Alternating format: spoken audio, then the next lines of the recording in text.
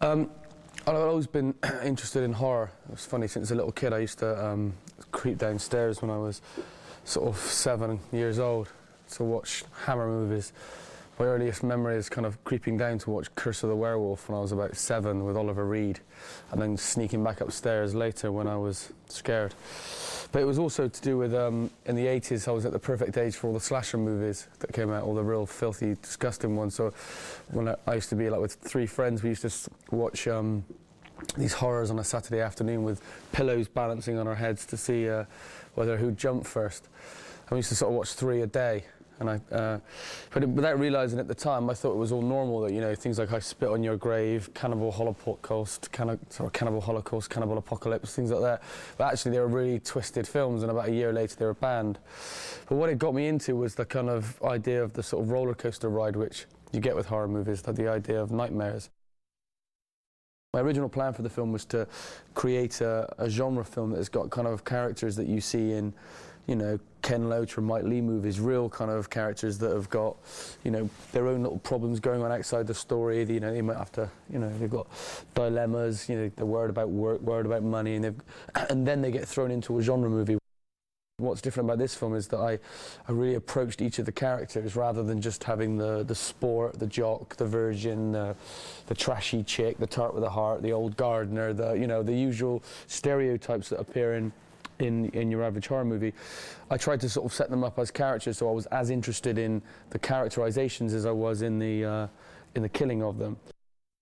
If you look at horror movies traditionally, they're like a training ground for young actors. In America, you've got like Jamie Lee Curtis in Halloween, Neve Campbell in Scream, Josh Hartnett in The Faculty. These young, they're all having their first crack at a movie, really, and then you'll see them go on to become big stars. And I didn't really want to do that.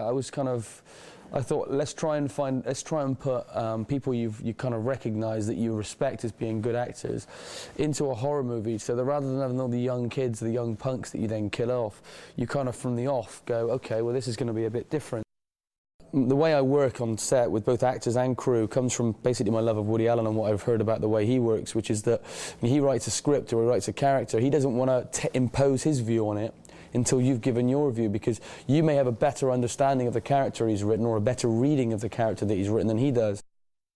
For 2 reasons. One, for speed. I didn't want to have to, I think as fast as I talk, or faster than I talk actually. I didn't want to have to, you know, spend 2 hours on every setup. I want to be able to get in there with the camera and, you know, get in and get on the action and kind of follow it around and get the jumps and get the sort of my energy onto the screen. And so by going handheld, you know, I had that freedom to move around and twist around with the camera. So likewise, the lighting, we had to sort of find a style of lighting that could allow us not to have to dismantle one side of the set and then shoot the other. So I can pretty much spin the cameras around 360, thanks to Danny Cohen's amazing lighting. But what I haven't lost is all of the texture and the shadows and the darkness. He's done it in such a way that in every kind of corner there's a point of entry where the monster can come from, on a point of darkness. So, yeah, but likewise, you're not going to get the colours you expect. I mean, if you look at the laboratory scene, it's yellow. It's kind of a washed-out, dirty yellow. But yet it's beautiful. It looks like a kind of shot from the Three Colours trilogy. But why? Because you're cutting a little girl up on a chair, and it's kind of, I don't know, it just works. Don't go for the obvious. Don't go for all the darkness and the shadows all the time.